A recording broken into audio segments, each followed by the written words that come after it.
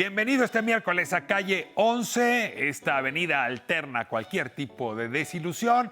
Y hoy, para hacer rima, vamos a dedicarle el programa a la revolución. Hablamos con una comuna que se llama así Revolución o Futuro.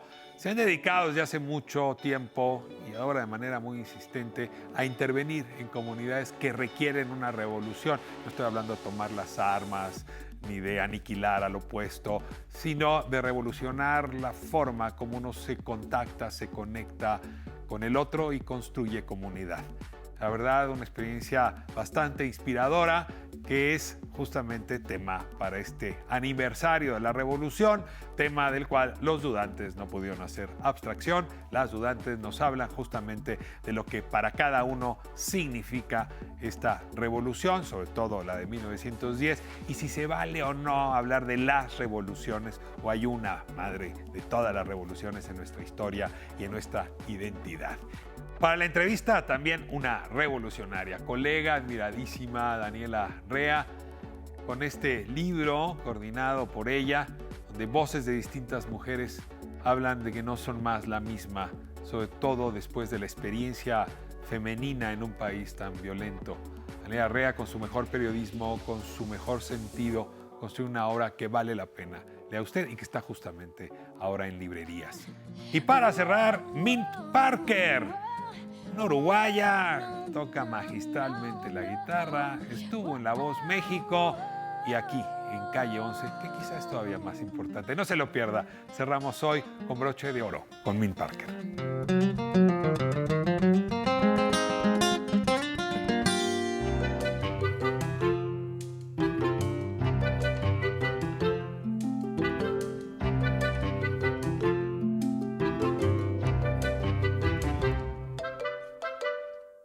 Calle 11, el día de hoy hace esquina con el Parque Las Américas en la colonia Narvarte, una de las bellezas de las joyas escondidas en esta Ciudad de México. Y aquí nos dimos cita, como se debe, con gente de valor, con gente que aporta valor, con gente que está revolucionando, transformando nuestra sociedad. La comuna Revolución o Futuro, que durante 5 años ha estado interviniendo en la vida de distintas comunidades, en realidad. Les doy la bienvenida, Rubén, me da muchísimo gusto en saludarte. Pues muchas gracias por recibirnos. Luis Daniel, muchas gracias. A ver, ustedes le hacen al médico, le hacen al entrevistador, pero en realidad son teatreros. En realidad. Teatro al servicio de la transformación social, lejos de los escenarios, no estoy exagerando. Cuéntame, Rubén, un poco el origen de la comuna Revolución o Futuro. Pues mira, eso es importante porque a nosotros nos teníamos una inquietud, ¿no? Una inquietud que era que este país se estaba rompiendo en pedazos, ¿no? Nos parecía y nos sigue pareciendo que hay este estado en el que no vamos a hablar muchísimo, ¿no? Y entonces nosotros nos preguntamos qué podemos hacer nosotros que solo sabemos hacer teatros. Y nos preguntamos si estar encerrados en un lugar esperando a que la gente llegara era una respuesta para eso. Nos juntamos para hacernos preguntas, y seguimos haciendo seminarios. Que te interrumpa, pero a ver, sí. Un director de teatro, tú trabajaste con Margulis, sí. Con Ludwig Margulis. Sí. ¿Qué te diría de alguien que se baja del escenario y se va a buscar al público y hace sus representaciones con el público? Bueno, primero diría que esas son cosas para teatrales que no le interesan nada. Pero luego algo que tenía Ludwig es que si tú continuabas y si tú te sentías poderoso con lo que hacías y tenía resultados, él siempre generaba mucho respeto. Nunca dejaba de ser crítico, pero podías desafiarlo. A Ludwig le encantaba que lo desafiáramos.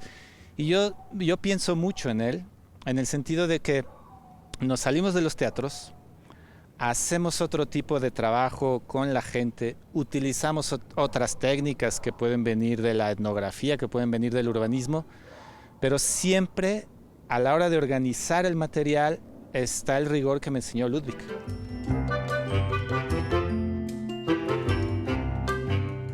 A ver, Luis Daniel, con este saber, y además de varias disciplinas, no solamente el teatro es el vehículo, se meten e intervienen en las comunidades. Por ejemplo, una de ellas Sí, así es así esta que está ahí abajo del Pantalón en Santa Fe, en este lugar que pues más parece, no sé qué decir, Houston o Miami que la Ciudad de México, pero ahí quedaron, digamos, enclaustradas, secuestradas, comunidades muy marginales, originales, que podría hacerse no una película, una serie sobre ellas.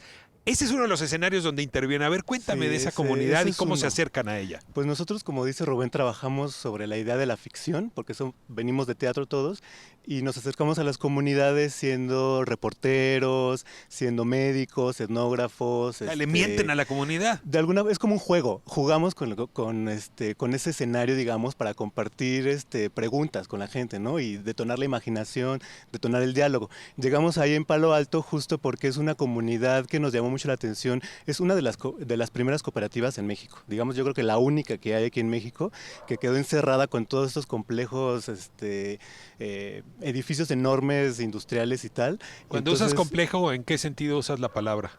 pues que son unos monstruos enormes, ¿no? Son edificios enormes, son centros comerciales, corporativos, y ellos pues son casas de autoconstrucción prácticamente, ¿no? Que están ahí de manera autosustentable, digamos, ¿no? Te acercas a la comunidad. Yo recuerdo mucho este ejercicio que hacen algunos de disfrazarse de payaso para interactuar con los niños y con las personas enfermas de cáncer. Es un poco el mismo ejercicio. O sea, te disfrazas de periodista, es decir, me suplantas. ¿No? Te disfrazas de médico para interactuar, para construir un rapport. Sí, sí, sí, aunque tengo que decir que el primer acercamiento es como nosotros, es decir, siempre encontramos... Rubén en el papel de Rubén. Sí, primero en nuestro papel, porque tiene que ser lo más horizontal posible, tienen que saber que los invitamos a jugar. O sea, primero está la invitación a jugar, que sepan que venimos en son de paz, puede que nos digan que no quieren y nos vamos, eso es también muy importante, ¿no? Y entonces empezamos a hacer preguntas. Y entonces nos imaginamos qué juego es el que mejor le queda a este lugar. Es decir, antes que imaginar de qué nos vamos a vestir o qué clase de ficción vamos a hacer, pensamos en qué ficción para qué espacio, ¿no? No al revés.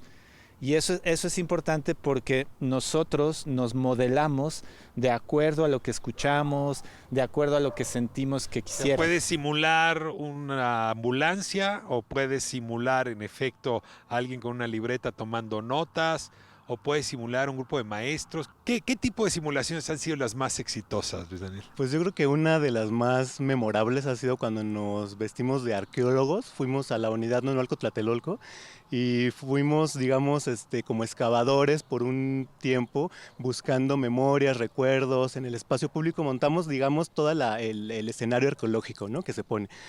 Y invitamos a la gente a que jugara el papel de arqueólogo como nosotros para buscar juguetes que están enterrados, historias, memorias, digamos un archivo que la gente nos compartió y que a partir de eso la gente al jugar siendo arqueólogo encuentra un objeto y de alguna forma se identifica con ese objeto, ¿no? Porque es un cassette que en algún momento sus papás escucharon, entonces los niños se acuerdan, claro, mi papá escuchó este cassette y ahora yo escucho de otra forma, ¿no? En los Dixmans o en el teléfono celular.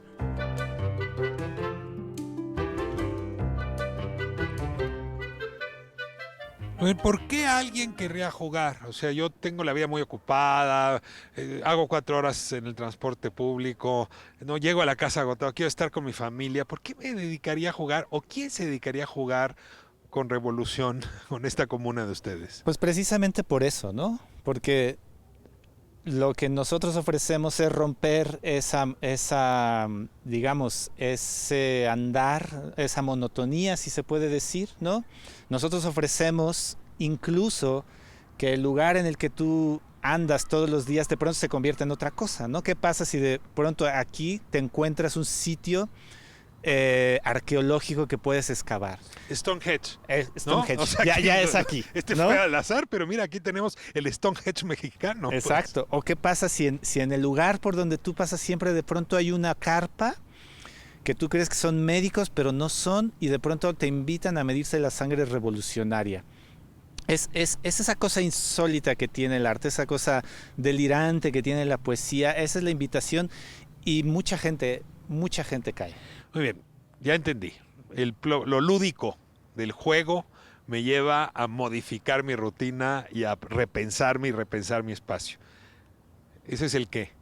¿Para qué? ¿Qué utilidad tiene que ustedes se metan a mi comunidad y nos pongamos a jugar sobre qué tan revolucionaria tengo la sangre o qué tan buena memoria tengo del lugar donde vivo? Pues justo ahora, por ejemplo, con esta situación en la que estamos viviendo de la pandemia y el encierro, la clínica revolucionaria, que es justo este juego donde somos doctores y montamos una carpa en el espacio público, pues ahora es imposible porque la sana distancia, el cuidado y tal, pues montamos, digamos, esto, pero de manera virtual para ofrecer un espacio igual de consulta con médicos, pero para que la gente pueda, digamos, enfrentarse o desenvolverse desde desde su propia casa, reflexionando sobre cómo está su cuidado, ¿no? Cómo han vivido este encierro, qué pasa con ellos y a partir de eso generar este diálogo y este juego para ver cómo se siente.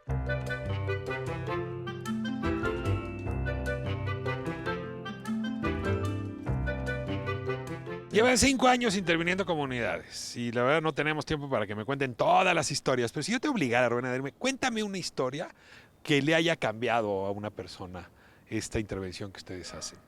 Pues es una historia que nos gusta contar y lo voy a contar lo más rápido que pueda. Nosotros trabajamos en el campamento 2 de octubre en Iztacalco. Allí trabajamos con las fundadoras que fueron las que lucharon por la tierra. Hay una historia de lucha por la tierra que las nuevas generaciones no conocían. Con las nuevas generaciones hicimos un taller de periodismo escénico, no te lo puedo definir, es algo que inventamos. Y cuando terminamos de estar allí... ¿Hay un periodismo que no sea escénico? No lo sé, pero es buena pregunta. Y cuando terminamos y les preguntamos a los chicos qué querrían hacer, unos de ellos dijeron, queremos hacer un graffiti con la historia de este lugar que no conocíamos. Y empezaron a trazarlo. Y cuando empezaron a trazarlo en el espacio público, llegó una patrulla. La patrulla llegó y como siempre les dijo, ustedes son vándalos, súbanse a la patrulla. Y uno de ellos dijo, no me subo. Y el policía dijo, ¿cómo que no te subes? Dijo, no me subo. ¿Y cómo? ¿Por qué no te vas a subir? Porque estamos pintando la historia del barrio. Y el policía dijo, ¿cómo la historia del barrio? ¿Qué es eso? Y el chico le dijo, ¿no se la sabe? No, siéntese y se la cuento. Entonces el chico le contó al policía la historia del barrio. El policía dijo, esto está muy importante, nos vamos a quedar aquí a cuidarlos. Completamente otra historia, la tragedia se vuelve comedia, ¿no? Lo que parece que siempre va a suceder, que es que la policía les va a porrear a los chicos, cambia el signo. Intervenciones teatrales para provocar revolución y transformar futuro. Muchas gracias por compartirnos esta experiencia de la comuna. Y Daniel, déjame cerrar pidiéndote, pues a quien nos haya visto, que traiga ganas de volverse teatrero, el sociólogo, el antropólogo, que traiga ganas de vivir esta experiencia, o la comunidad que necesite una visita de ustedes. ¿Cómo los contactamos? ¿Cómo mantenemos, digamos, observancia de lo que están haciendo? Pues estamos en Facebook como la Comuna Revolución o Futuro, y ahí nos pueden encontrar. Ahí anunciamos, digamos, todos los eventos. Vamos a tener próximamente, la próxima semana ya tenemos unas consultas revolucionarias con la UBA Tlatelolco, en colaboración con la UBA Tlatelolco, y en Revolución o Futuro en Facebook, ahí nos pueden encontrar. Bien, pues sensacional. No saben qué gusto me da poder compartir esta conversación con ustedes. Mil gracias. Un abrazo a las comunas, a las revoluciones y sobre todo al futuro. Sí, totalmente. Regresamos a estudio.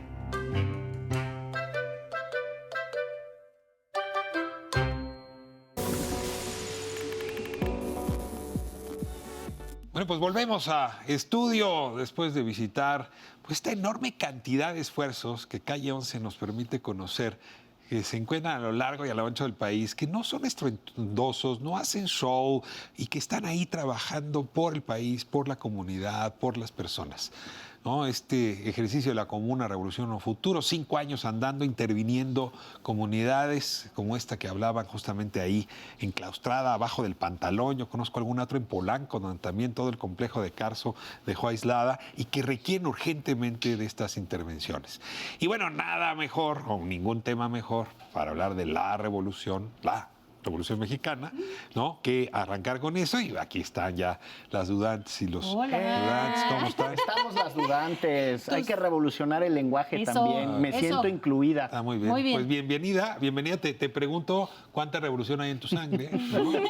O depende la hora. Depende la hora. ¿Eh? ¿Qué tan revolucionado vienes que no es lo ¿A qué horas mismo? eres reaccionario y a qué horas revolucionario? Depende de lo que desayune. Ahí va cambiando. O sea, tú sí pareces como el Groucho Marx, ¿verdad? Exactamente. Pones los principios al servicio del Tal momento. cual. Aquí traigo otros por En si cambio, acá ocupan. yo sí las asumo revolucionarias. ¿eh? Por Sí. supuesto, Sí. muchacho. A distancia, ¿eh? No, A no es nada distancia. más por el COVID, también a distancia. A ver, voy a lanzarles una primera pregunta. Cuando el panismo gobernó este país, ¿se acuerdan? ¿Por ahí del Sí. 2000? Pues fue largo. Fue más largo. que eso. Fue largo. 12 años. 12 años. A ver, decidieron tanto el gobierno de Fox y luego el de Calderón dejar de hablar de la revolución para hablar de las revoluciones, ¿no? Y entonces había que incluir todas las revoluciones, que querían meter también la revolución cristera, que es relevante para la historia, y compararla con la revolución agraria y al mismo tiempo con las revoluciones del siglo XIX. Y hasta así cambió, ¿no? El Instituto de la Revolución Mexicana se cambió por el Instituto de las Revoluciones. Pero sigue habiendo una revolución que es más importante que otras, ¿no? ¿O no? Sí. A ver, ya puestos aquí, pasados esos 12 años de reflexión sobre el plural y el singular. Pues yo creo que sí, ¿no? Pregúntenles a los campesinos que se partieron su mandarina en la revolución, en la verdadera revolución, siento yo. Pero ese es un concepto creado por el régimen nacionalista priista que necesitaba un total. símbolo, porque incluso la revolución al interior era una suma de distintas revoluciones. No fue siempre un choque entre fracciones, sino estaba como muy dividida. La revolución del norte, la del sur, la de Totalmente. Morelos, la de... Ahora, como periodo Morelos histórico... quiero decir donde Zapata actuó, ¿eh? Sí, Totalmente. Sí, sí, no, Como- ya nos estamos equivocando. No, claro, Zapata actuó en Morelos y está pensando en la de Chihuahua. en la- Y Morelos en la independencia, ya revolviendo todo. No, fue una- pero como periodo histórico, asumida entonces desde esa perspectiva la revolución, sí es la mamá de todas nuestras Sí es. revoluciones. Sí, Totalmente, yo acá también en lo el creo. corazón agrario. ¿Y Pero la tú? revolución de independencia no es para ti, ¿no te llama? O sea, Hidalgo no te despierta tanto como Villa. No, como ¿Cómo eran los Zapata, gachupines? no creo. Bueno, también porque justamente la revolución de 1910 tiene muchísimo acervo fotográfico y fílmico que en el cual uno genera, o sea, hay mucho más O documentación sea, y de Hidalgo no sabíamos de registro. cómo era. En cambio de Son Zapata cuadros. tenemos tantas fotografías. Bueno, yo no me pequeños pondría- ¿Está guapo clips. como dicen? Pues en la exposición que comentábamos, la que montaron el año pasado en Bellas Artes, había unas fotografías suyas y sí era, pues, Un bombón. Sí. Zapata ¿No? bombón. Yo tengo... No lo quiero rebajar, pero pues si en efecto uno se refleja en las fotos, quiere decir que el tipo tiene atractivo más fuerte que Villa, que por cierto ahora te lo acerco porque ese es por mi Chihuahua, está pueblo, cerca de tu sí. pueblo, Ese es uno de tus Sonora. gustos. A ver. Pues no es de mis gustos, pero sí es de más cercano a mi pueblo. Pero yo tengo una playera de Zapata y no tengo una de Miguel Hidalgo, ni creo que me pusiera una de Miguel Hidalgo. O sea, creo que sí hay una cercanía, como dice Magdala, no solo por las imágenes. En mi caso en específico, creo que es una revolución del pueblo que al final termina utilizado y mil cosas, ¿no? Pero a diferencia de la independencia, donde sí eran... Pues nada más gente que no Voy quería a sacar la pagarles. independencia y voy a regresar a la provocación de Miguel y que eran varias revoluciones. O sea, tú sí te pondrías una playera de Zapata, Tengo varias, pero ella es de Sonora. sí. ¿Te pondrías una de Calles o de Obregón? No. ¿Por qué? ¿O de Venustiano Carranza? Tampoco, no por traidores. ¿A Sonora? De Emilio Portesquil, pues son tus Sí que había paisanos. varias revoluciones. No, Me sí, están bueno, no, convenciendo los panistas. Pero ¿sabes? casi le dices de Beltrones, o sea, es que también es de Sonora, pero no me pondría una Es de playera. nuestra época. Por eso, pero no me pondría Oye, playera. pero ¿sabes? Hay una de mis películas favoritas que se llama Vámonos con Pancho Villa, que justamente es de la revolución y que justamente demuestra cómo toda esta bola de movimientos descoordinados y desarticulados y en una zona muy peculiar del país, cómo de repente la gente se sumó a ese movimiento con estos estandartes o estos personajes como Pancho Villa o como Emiliano Zapata, que han tenido, siguen teniendo como este arrastre hasta nuestros días, pero además, o sea, una de las cosas que me parece fascinante de la revolución y que yo creo que por eso es tan paradigmática y va a ser este enigma, es que de allí haya nacido el PRI como una cosa revolucionaria, pero institucional. Calles O y sea, Obregón. Calles Y y Beltrán. Que usaron... Está muy- O sea, Yo estoy haciendo historia y ella quiere hacer periodismo coyuntura, ¿verdad? Así es. Oye, ahora que decías Calles y Obregón, una anécdota extraordinariamente personal, pero yo estudié en Monterrey y muchos jóvenes cajemenses, o sea, de Ciudad Obregón, Sonora, van a estudiar ahí. Y en mi generación había otro Álvaro Obregón, que por supuesto era bisnieto o nieto de Álvaro Obregón. Había un Elías Calles. Y claro, son las élites sonorenses que todavía mantienen los apellidos. Y uno dice, bueno, pero estos portan el nombre con un orgullo, el del bisabuelo, que hasta parece que los revolucionarios eran ellos, ¿no? Era una cosa así como de, ¿qué les pasa con la transferencia de la heroicidad del ancestro? Era muy simpático. Bueno, a ver, convivir con ahora ellos. regresando a la exposición del año pasado, la disputa entre la familia Zapata, que es inmensa. Sí. O sea, ¿quién realmente porta la esencia máxima del caudillo? ¿Por qué venas corre la auténtica sangre liberadora y libertaria? Pero ¿no? yo creo que es un poco como el Che Guevara, o sea, ya no es de esa familia, es de todos nosotros y nosotras las que andamos y nos ponemos sus playeras. O sea, ya su sangre liberadora nos contagió a todas y a todos. Voy a provocar con la provocación del año pasado. O sea, Zapata como emblema de la revolución gay. O sea, A yo mí me creo que a parece- Zapata no habría manera en que eso le hubiera pasado por su A cabeza. lo mejor si le platicábamos y le explicábamos. Tenías puede que ser explicar sí. que había un movimiento gay, que había todo un movimiento contra la discriminación. O sea, demasiadas explicaciones. A ver, en mesa así como de espiritistas no se lo podrías explicar. Está Con- increíble esa tensión, o sea, creo que eso es como una tensión muy poética entre la imagen de este macho indomable que se para y que con su sola presencia calma, cuadran. todos se cuadran. Subido en un caballo con unos tacones, desnudo y seduciendo al caballo. O sea, me parece que es una imagen muy acorde a nuestros tiempos, que juega mucho con esa tensión de cómo descolocar los símbolos nacionales y que, bueno, Para resignificar. para resignificarlos Total. y que ahora tengan sentido. Déjenme ir a un último tema. Hay un historiador mexicano que a mí me encanta. La verdad sí confieso aquí que soy su fan, Pedro Salmerón. Pero lo que ha hecho es, en lugar de estudiar a Villa, estudiar el villismo. En lugar de estudiar a Zapata, estudiar el zapatismo. Y entonces, al hacer este ejercicio, hace un poco lo que hicimos la semana pasada, ¿no? Es decir, ¿Quiénes son? Trump no es importante, es el trumpismo lo que es importante.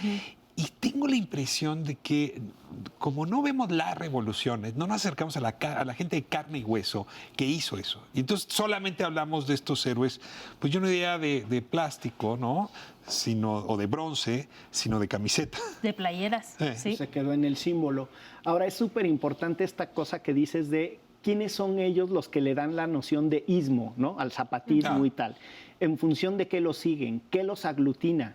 Porque me parece que gran parte de la construcción de ese símbolo tan potente que es la Revolución Mexicana tiene que ver con la fusión de un montón de ismos que no querían lo mismo, pero entonces queda la idea de que revueltos todos ayudaron a construir un mejor país, ¿no? Porque están en confrontación, están en franquísima confrontación todos esos movimientos. Empecemos nada más, el obregonismo, el zapatismo y el villismo. Son, vamos... Totalmente distintos los tres. Totalmente y contrastantes. Sin embargo, las personas que se habían decidido meter ahí estaban luchando contra una injusticia y la posibilidad de que esos ismos se fusionaran en sí, más allá de las cabezas, es lo que creo que también le da una cohesión, ¿no? Decía Ixchel, la revolución fue para tener un mejor país. Y para muchas personas le significó un cambio de vida. O sea, para eso creo yo que son las revoluciones. Pues sí pienso ahorita uniéndolo al segmento de calle con la comuna y pensando cómo decidieron ellos llamarse la comuna Revolución o Futuro, ¿para qué? ¿No? O sea, como esta lucha, esta cosa instintiva que tenemos las personas de levantarnos para que nuestras condiciones cambien. Creo que desde ahí viene la provocación de la comuna y creo que resume muy bien esto que venimos platicando sobre las ganas de transformarnos. En ese sentido, creo que sí, la revolución tiene un peso distinto y tal vez las otras transformaciones no las reconocemos con tanta claridad. Revolucionaria o revolucionaria sería aquel que interviene en una cosa pequeña o grande o mediana, la realidad. Así es que les vuelvo a preguntar qué tan revolucionarios se andan sintiendo en estos días. Yo mucho. Yo ando como, Échenmelo. el del cuento de Slobodan Mnosek, que no sé cómo se pronuncia, pero que dice, empecé una revolución, quité el armario, puse la cama y no sé cuál, para todo regresar al mismo lugar, así ando de revolucionario elíptico. Pues Pues sí. la revolución de esta época, sin lugar a dudas, es la que lleva nombre de mujeres. Y tengo conmigo hoy a una de las periodistas, hoy estoy confesando de quién soy fan, Daniela Arrea, que trae un trabajo. Yo también soy muy fan. No, la verdad es que es de tiene un toque genuino que conmueve. Es hermosa. Y la verdad, pues yo sí me pondría una playerita con Ay, yo la también. Daniela Arrea. ¿Dónde La las tropa. venden? El libro, ¿Dónde las sí, venden? no, pero trae un libro formidable, además historias de mujeres escritas por mujeres. No se pierda la entrevista de Daniela Arrea en un momento aquí en Calle 11. Hola, soy Min Parker y enseguida del corte voy a estar tocándoles algunas canciones. Más de 1000 fotos y te pierdes lo real. Yo no quise ni preguntar, a veces prefiero... Soy Min Parker y no se vayan porque después de la entrevista voy a estar tocándoles una canción que se llama Fire. Te crees pura No, Calle 11 hoy tiene a la periodista Daniela Arrea. Me da tanto gusto volver a entrevistarte, Daniela. Me ha tocado hacerlo para otros textos, pero este tiene algo de muy personal y además lo digo en plural, ¿no? Son varias voces de mujeres orquestadas por ti para hablar de cuánto han cambiado las mujeres debido a la violencia, me atrevería a decir, ¿no? A la agresión de la violencia. ¿Cómo estás? Buenas noches, qué gusto que nos acompañes. Buenas noches, pues bien, muy contenta también esperaba mucho esta entrevista, esta conversación contigo. Como dices, ya nos hemos encontrado y siempre es un gusto escucharnos. El cuerpo de la mujer se ha vuelto pues un lienzo para explicar cosas que antes no se explicaban, que estaban ahí, ¿no? Que no quiere decir que estuvieran ausentes, pero no se explicaban. Y este libro justamente a eso se dedica, ¿no? Como a contarnos al resto qué es esto de ser mujer en una época tan complicada y qué implica que el cuerpo de la mujer describa justamente o explique esa violencia. Te ruego un poco que me ayudes a entender cómo surgió el concepto del libro. Mira, esto surge alrededor del 2016, cuando en Pie de Página nos propusimos contar esta década de violencia militarizada en el país y pensábamos, muy inspiradas por el trabajo de Svetlana Alexievich, con su libro La guerra no tiene rostro de mujer, del trabajo de compañeras colombianas que hicieron un documento súper valioso sobre el conflicto desde la voz de las mujeres, y por el trabajo de mujeres feministas aquí en México, nos dimos cuenta que si nos contábamos esta historia desde la experiencia de las mujeres, íbamos a tener por completo otra película de la violencia, ¿no? Otra película en contraste al discurso que había como sido preponderante en términos de los poderosos, de los ganadores, de los vencedores, o sea, un discurso muy bélico, muy heroico, ¿no? Y que nos estaba sumando, o sea, más bien metiendo y llevando y cada vez más y más y más en un círculo de violencia que no terminaba, ¿no? Entonces, quisimos hacer este giro, dejar de contarnos estos años desde ese relato bélico y contarlo desde el cuerpo de mujeres, porque creemos y estamos convencidas de que por construcciones sociales y políticas e históricas, toda la violencia que sucede, que se genera, siempre de alguna u otra forma decanta en el cuerpo de las mujeres, ¿no? Y saberlo, además, nos iba a permitir mirar otros espacios que se habían visto poco. Imaginábamos a la violencia como cuando avientas una piedra en un lago, ¿no? Que hace un estruendo y es evidente, y que poco a poco y conforme pasa el tiempo va generando ondas, ¿no? Cada vez como más expansivas y también más invisibles. Y pensábamos que el efecto de la violencia era así, ¿no? Y queríamos ver hasta dónde llegaban esas ondas, hasta dónde tocaban esas ondas para poder como traer a la mesa todas esas consecuencias que no solamente, y lamentablemente no solo eran muertos y desaparecidos, sino también son como muchas generaciones lastimadas, muchas generaciones fracturadas, comunidades, y eso fue lo que nos propusimos, ¿no? Entonces, lo que encontramos es algo muy doloroso, es algo muy, muy fuerte, al mismo tiempo es algo que nos deja muchas lecciones en términos de todos los actos que de manera cotidiana las mujeres hacen, muchas veces sin ser conscientes o sin racionalizarlo o conceptualizarlo como para responder a esa violencia, ¿no? Daniela, hay un fenómeno que a mí me tiene muy impresionado de esta época que nos tocó vivir. Yo no viví la Segunda Guerra, no me tocó vivir Vietnam, ¿no? También cuando te refieres a esas narraciones de Sretana, me trae eso a la memoria, ¿no? Se perdió ese registro. Pero de nuestra época sí te puedo decir que desde Muertas de Juárez, ¿no? Pasando por las organizaciones de mujeres que buscan a sus hijos, ¿no? Estoy pensando en Solecito, o por ejemplo pensando en Ayotzinapa, ¿no? Que aunque fueron padres y madres, en realidad las madres estuvieron muy presentes, ¿no? Y empiezo a darme cuenta que en efecto fue muy masculina la forma como el Estado se desplegó, dizque para dar seguridad, pero en realidad no creo que haya dado mucha seguridad, pero sí ha sido, si me permite decirlo, muy femenina la cura, la reacción. Es como si las mujeres tuvieran algo que los hombres no tenemos para resolver, para pacificar. Y en ese sentido se me vuelve todavía más interesante tu texto, porque no es la mujer que está esperando a que el soldado regrese, es la mujer que está actuando hoy activamente en curar una sociedad muy lastimada. Mira, sí, y eso es justo parte de las cosas que aprendimos que son bien valiosas. Y creo que tiene que ver con que, pues finalmente, como que nos toca sostener la vida, ¿no? Y ahí no es cosa de, a veces, de decisiones conscientes. Yo creo que hay mucho de una como terquedad de, pues de decir hay que comer, hay que levantarnos, hay que cuidar, hay que estar bien. A mí me llama mucho la atención, por ejemplo, en uno de los relatos que escribe Celia Guerrero sobre mujeres desplazadas, ellas cuentan cómo cuando empezó la violencia en las comunidades de Sinaloa, ellas son las que tienen que salir a recoger los cuerpos de los muertos que hay en las comunidades porque los hombres pueden ser heridos, o sea, pueden ser como víctimas. O sea, como que ellas se sentían a salvo y los hombres estaban más en riesgo, ¿no? Entonces ellas recogen los cuerpos, se desplazan hacia las zonas de las ciudades en Sinaloa y ahí ellas intentan como reconstruir un hogar desde el inicio, ¿no? Y cuando digo reconstruir un lugar implica desde salir a buscar trabajo, porque los hombres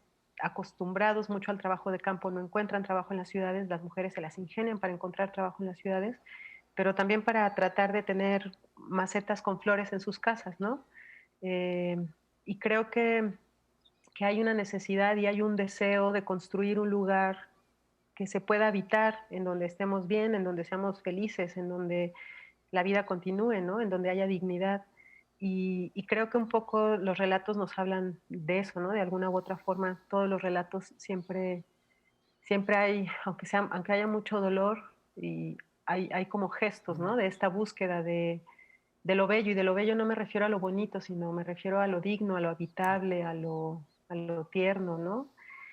Y una de las cosas que quisimos hacer en el libro, muy sorprendidas por esto que encontramos, es que quisimos vincular cada uno de los textos escritos a un verbo y asociar estos verbos a los cuerpos, al cuerpo de las mujeres, porque creemos, o sea, curiosamente no elegimos los verbos antes, sino que poniendo atención en las historias que nos contaban, alcanzamos a detectar cuáles eran esas acciones de respuesta, ¿no? De potencia, y las quisimos como sacar de ese lugar íntimo, personal, y darles un sentido político, ¿no?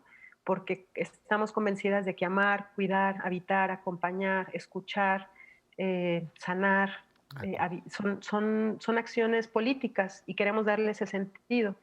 Y a su vez queremos convocar a que quienes lean este libro piensen en las propias acciones que dentro de sus espacios, de sus familias o de sus comunidades se hacen, y pongamos como que digamos, claro, o sea, tenemos esta capacidad, ¿no? Tenemos estas herramientas, tenemos esta fuerza, pues vamos a construir esos espacios que queremos vivir. Y Laura, la mujer sujeto, que es la que está muy presente en el libro, ¿no? Sujeto que verbaliza, sujeto que detona, que acciona, también ha sido en esta historia de la violencia la mujer objeto. O sea, si algo aprendimos con Muertas de Juárez es que la mujer se había vuelto objeto pero esto ha seguido. 9 de cada 10 feminicidios están relacionados con la violencia criminal. Y en efecto, las bandas criminales se mandan mensajes sobre los cuerpos de las mujeres, ¿no? Déjame irme a corte y hablamos de este otro dato, ¿no? Cómo las mujeres, sujetos que están escribiendo estos textos, observan ese fenómeno de la objetivización de la mujer en una guerra, porque a final de cuentas tanta violencia no tiene otro nombre. Vamos a corte y regresamos.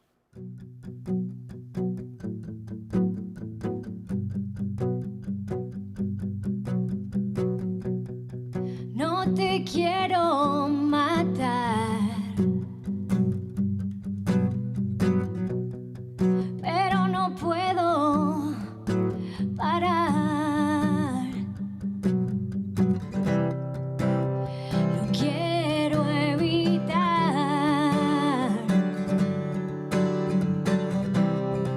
pero te voy a lastimar.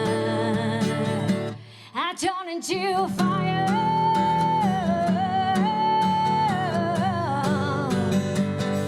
I turn into fire.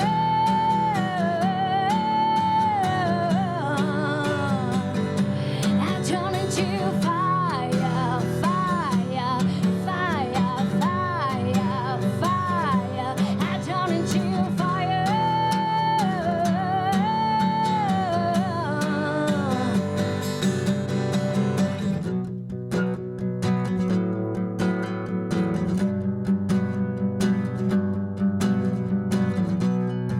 No te puedo ignorar.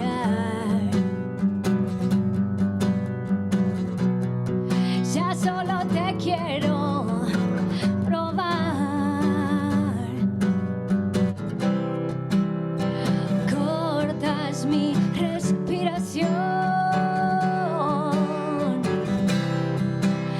y abro mis piernas. I turn into fire.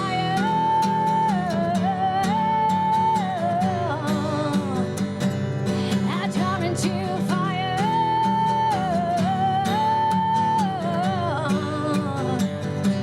I turn into fire, fire, fire, fire, fire. I turn into fire.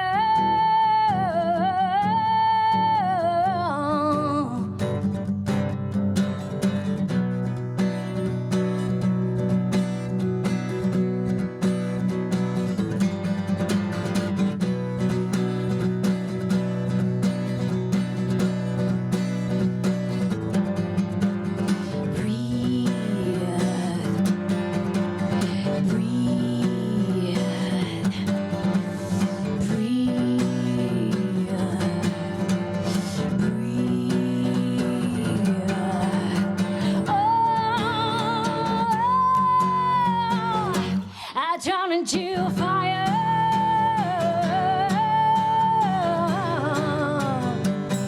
I turn into fire.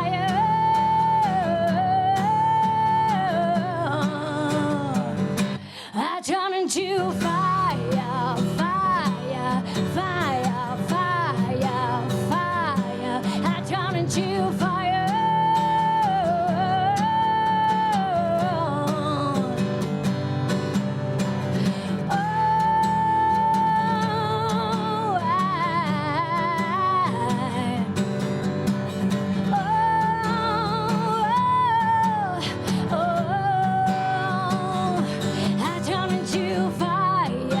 fire, fire, fire, fire. I turn into fire.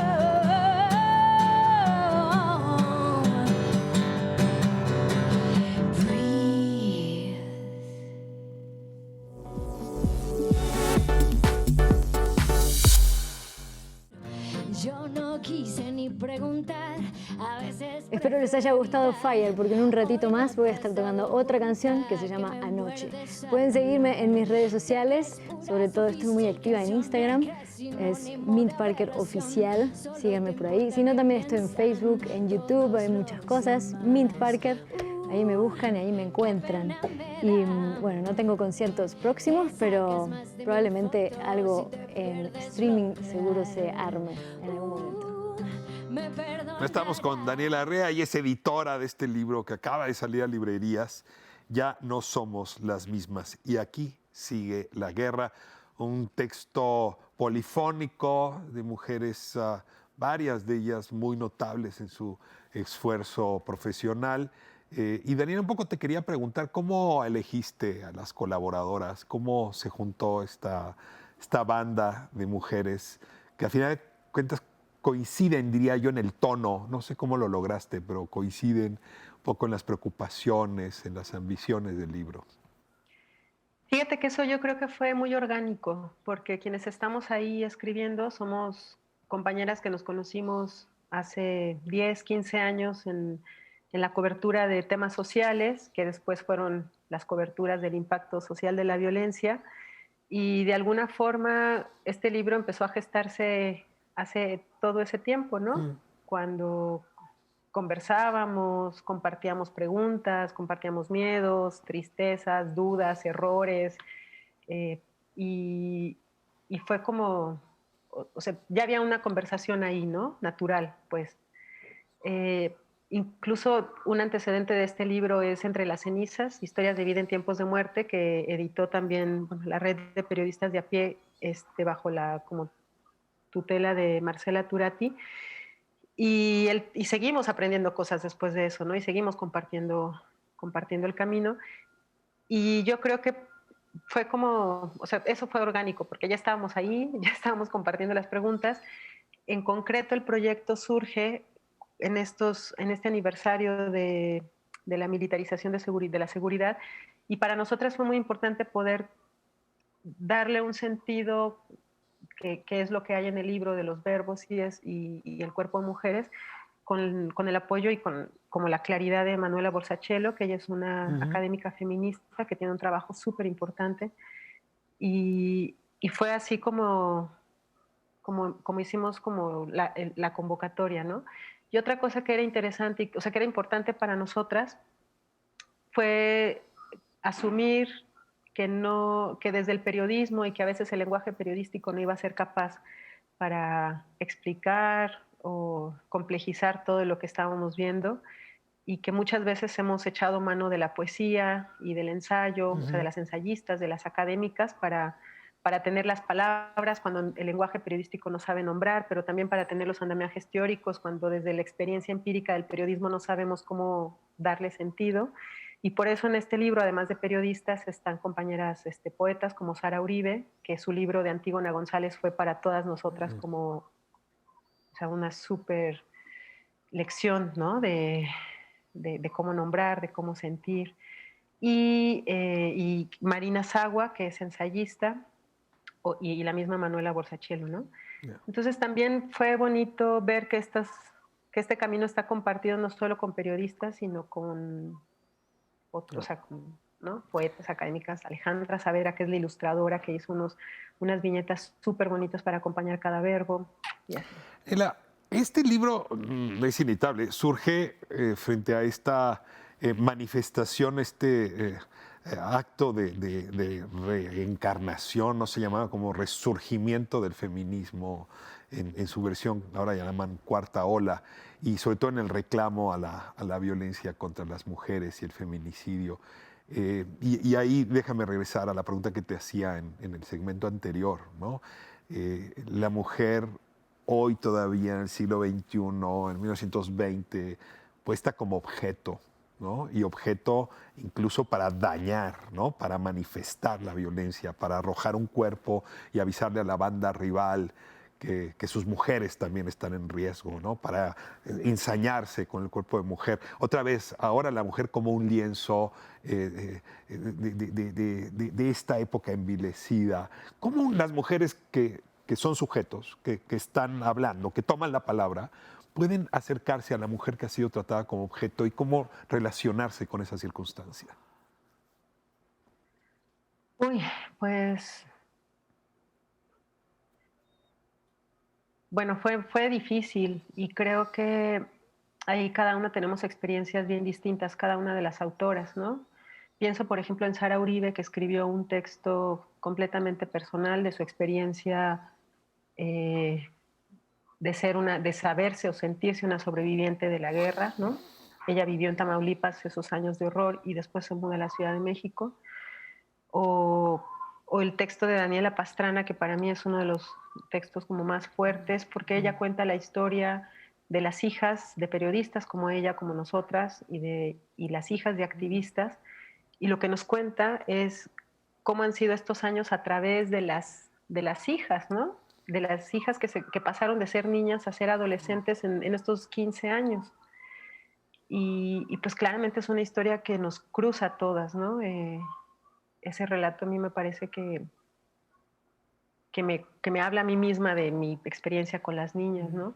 Y también hay otros relatos como el de Emanuela Borsachello, que en una primera versión que ella había trabajado del texto, ella había hecho un análisis de cómo el Bajío, Silao, se convierte como en una especie de, o más bien lo plantea como pregunta si es el nuevo Juárez, ¿no? Toda esta cosa de la manufactura, la creación de espacio, o sea, de disponer la vida que hay en una comunidad para la manufactura, para la maquila, para... Y al final termina dejando ese texto detrás que habla de cómo se cruza la violencia del huachicol, la industrialización de la región y los feminicidios. Y nos cuenta la historia de una mujer que toda su vida ha resistido, ¿no? Ha resistido a la violencia laboral, ha resistido a la violencia del marido. Y en esas conversaciones ella dice, es que yo ya no puedo más, yo ya no puedo resistir, ya me rindo, ¿no? Y ese texto en particular me parece bien importante porque lo que hay ahí es un aprender a escuchar lo que la persona necesita y no exigirle que siga luchando y que siga resistiendo, ¿no? Sino decirle, ok, si tú necesitas rendirte, vale. pues aquí estamos nosotras, ¿no? Aquí estamos nosotras, eso es lo que nos toca hacer, nos toca decirte aquí estamos y no decirte que sigas luchando.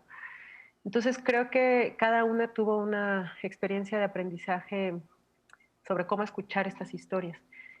Historias que además, y un poco vinculándolo con la otra parte de la pregunta, no están enunciadas explícitamente desde el feminismo, ¿no? Hay algunos relatos, como el de Erika Lozano, que cuenta la colectiva que se generó alrededor del feminicidio de Lesbi y de los feminicidios de la Narvarte, y ahí hay una enunciación, o sea, hay un nombrarse feministas, pues, ¿no? O sea, pero hay muchos relatos que no están contados desde ese lugar, ¿no? Que están contados desde mujeres que buscan a sus amores, policías de Veracruz desaparecidos, o desde maestras que a veces también están cansadas de luchar. Y me parece, y eso fue algo que reflexioné en lo personal, habría que preguntarle a las otras compañeras después de que salió el libro, pero justo pensando en toda esta discusión feminista, o sea, como muy sin nombrada feminista, yo pensaba que curiosamente, como que el libro no se, o sea, no lo hablamos en esos términos, no sé si me explico, ¿no? Claro. Y por ahí leí hace poco una columna de una compañera, no me acuerdo su nombre y eso es un gran error, pero ella decía, o sea, como es importante contar más historias de mujeres, no historias del feminismo, ¿no? Claro. Y creo que ese matiz a mí me resuena porque pues nuestras experiencias no todas están como trazadas por eso, ¿no? Por eso me refiero al dogma, pues al... Entonces, es el momento del programa que más me molesta, que es quedarme con muchas preguntas y el tiempo se me agota. Pero te voy a hacer una última muy breve. Ya no son las mismas. Entonces, ¿qué son? Y te ruego que me respondas con un verbo. Uno solo.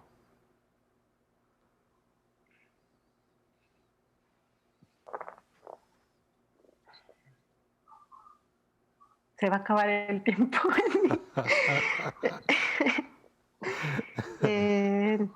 ¿Verbalizar?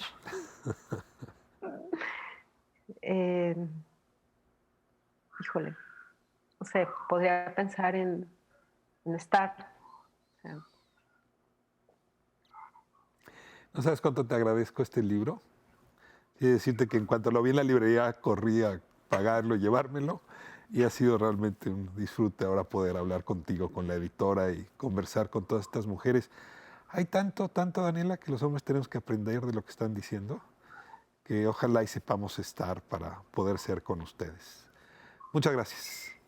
Muchas gracias. Y yo estoy segura que sí, creo que ahí lo que hace falta es, y no solo en los hombres, sino todas, todos, pues escucharnos con atención, ¿no? O sea, realmente escuchar con el interés de saber del otro y no de confirmar lo que ya sabemos.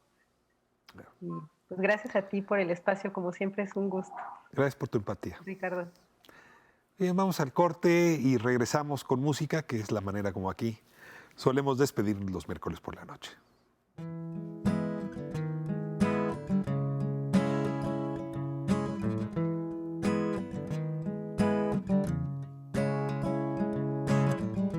Golpeaste con furia mi puerta, pero no dijiste nada. Yo, como una niña, me escondí bajo las sábanas. Sentí el sabor a alcohol amargo. Te mentí a los ojos sin ningún reparo. No merecías mentiras, pero tampoco la verdad. Anoche me fui con alguien más. Anoche me fui con alguien más. Anoche me fui con alguien más.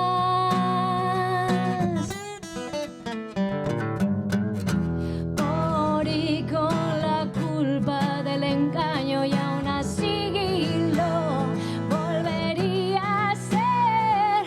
Solo dije no está funcionando y me marché sin darte más. No merecías mentiras, pero tampoco la verdad. Anoche me fui con alguien más.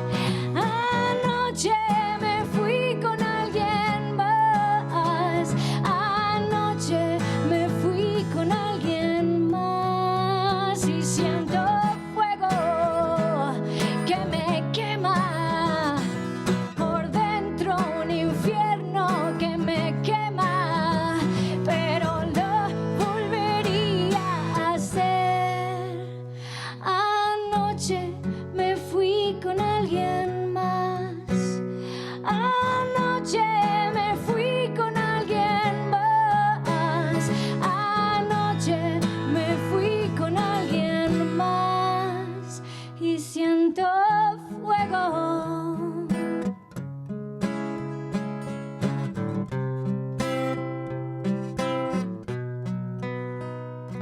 Y siento fuego.